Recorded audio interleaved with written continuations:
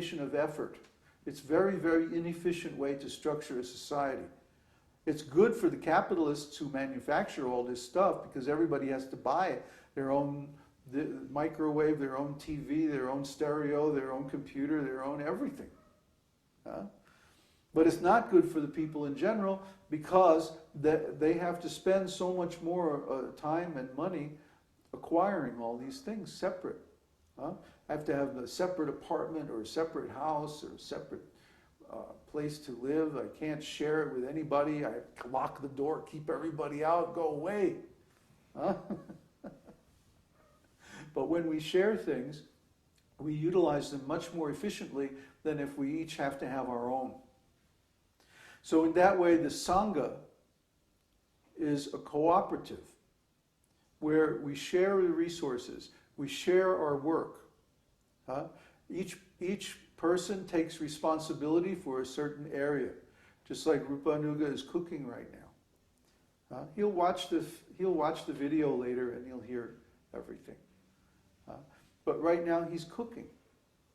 Why? So that we don't have to do all this preaching work and then afterwards it's like, 3 o'clock and we're going, well, where's the prasadam? And then we have to start cooking and it's very late. So by one person taking responsibility for one thing that helps everybody, then everybody else gets to have a better experience and more time for their spiritual life.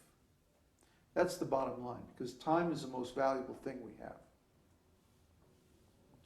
So, did I talk for a long time? I don't know. 20 past 1. Yep. 120 so far. Okay, well, let's do some quick questions, and then we'll wind up.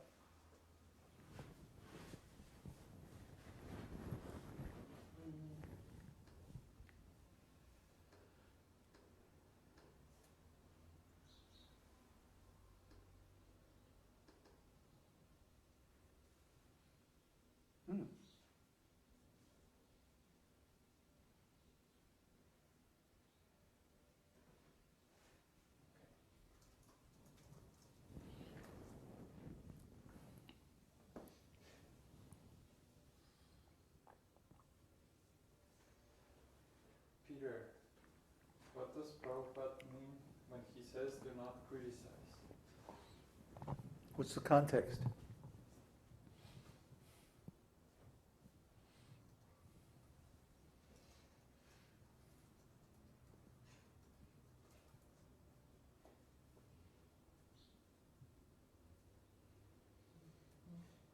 You can't ask a meaningful question without context.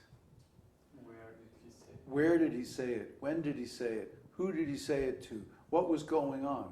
What was the situation?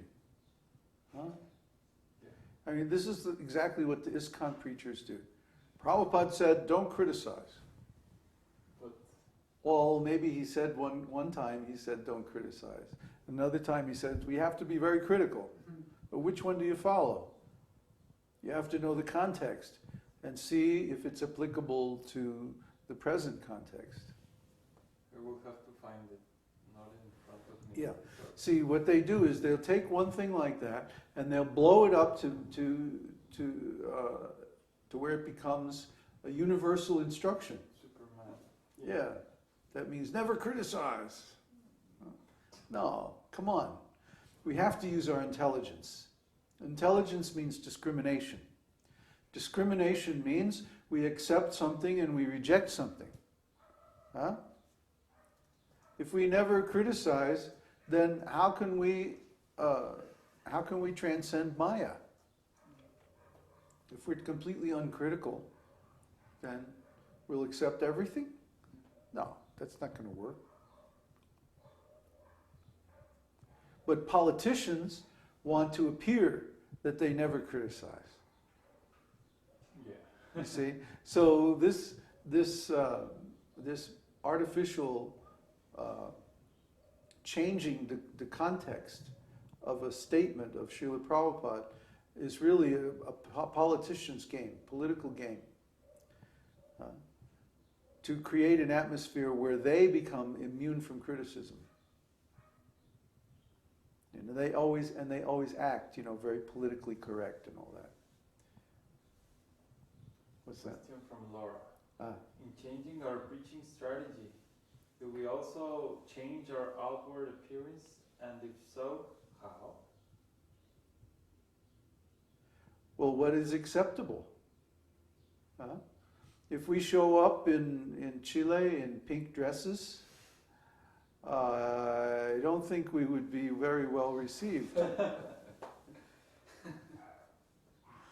So we have to look at the norms of the society, the expectations of people. Like when we do our presentations, when we do a public presentation where the public is invited, we should all dress very sharp, Nice, new clothes, pressed, clean, like that. Maybe we still wear white and have beads and all that. But, no tilak. Don't freak them out too much. What's that? Don't freak them out too much. Well, give them some time before we freak them out. Yeah. Don't freak them out right away. Wait a little while. Wait till they can handle it. Then freak them out. Yeah. Yeah. We are going to move people or try to lead people towards the standard of the esoteric teaching. But look where they are. Now the kids today are all wearing black leather. How are we going to go from black leather to white cotton? How are we going to go from boots and motorcycle jackets to dhotis?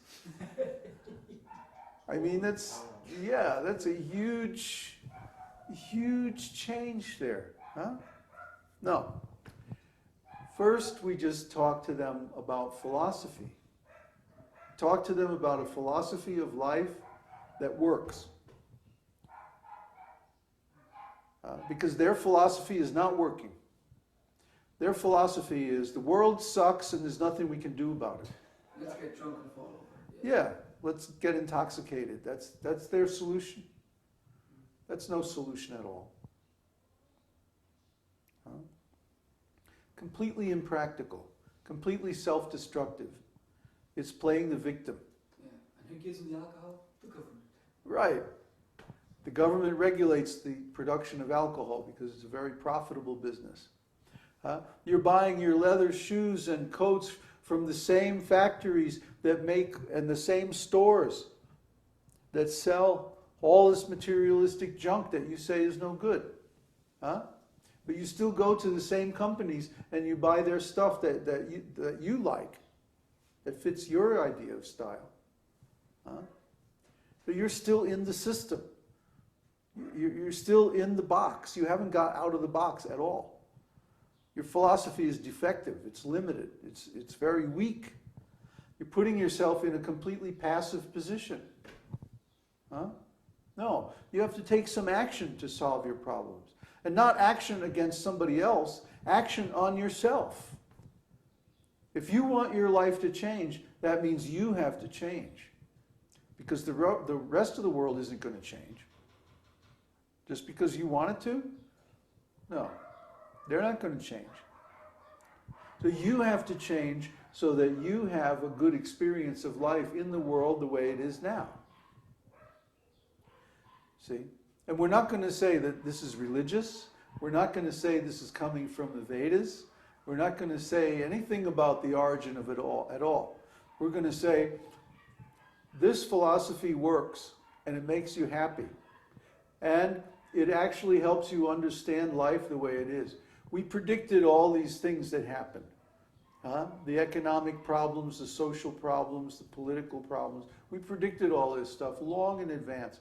You can read my writings from back in 2003 and 2004. I predicted everything that's happening today. Why? Because we know what the actual standard is. We know what the truth is. So when somebody is lying, when somebody is creating an illusion, we know. And we can tell what the result of it is going to be, because we know the law of karma. Huh?